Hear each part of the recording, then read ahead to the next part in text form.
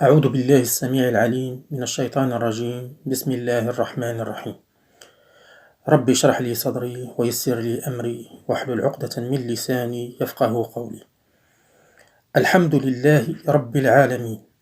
Louange à Allah, Seigneur de l'univers. Est-ce que Allah Azza wa Jal mérite le louange? Pourquoi le seul liquide nécessaire à la vie est le seul dont la densité diminue avec la congélation et flotte? Si l'eau avait les mêmes particularités que les autres liquides, les mers et les fleuves seraient congelés et les poissons et les animaux maritimes mourraient. Le soleil sans lequel nous n'aurions pas pu vivre sur cet astre est purificateur et éclairant.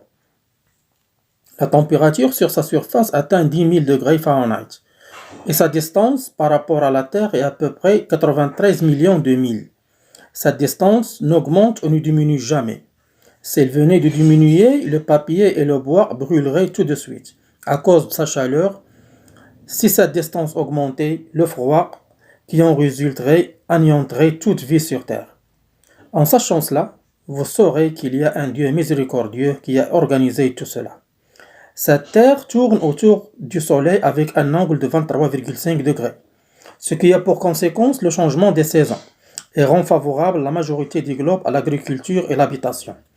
Si la Terre n'était pas penchée de cet angle précis, les saisons auraient été fixes sur les parties et les deux pôles dans le noir continuellement.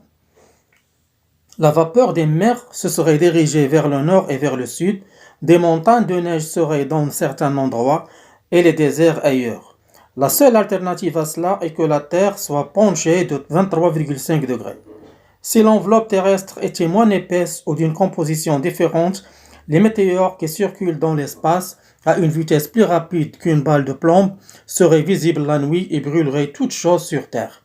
Ce qui est étonnant est que l'enveloppe terrestre ne permet que le passage d'une quantité infime des rayons solaires qui sont d'une importance chimique pour le développement des plantes et la suppression des microbes et encore d'autres choses nécessaires à la Terre. La nature est-elle capable à elle seule d'organiser tous ces faits de manière précise et au moment qui convient? Cet équilibre indispensable pour la Terre est très étonnant.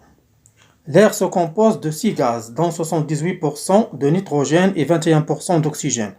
Ces proportions précises sont rassemblées pour convenir à notre vie. Wassalamu alaikum wa rahmatullahi ta'ala wa barakatuh.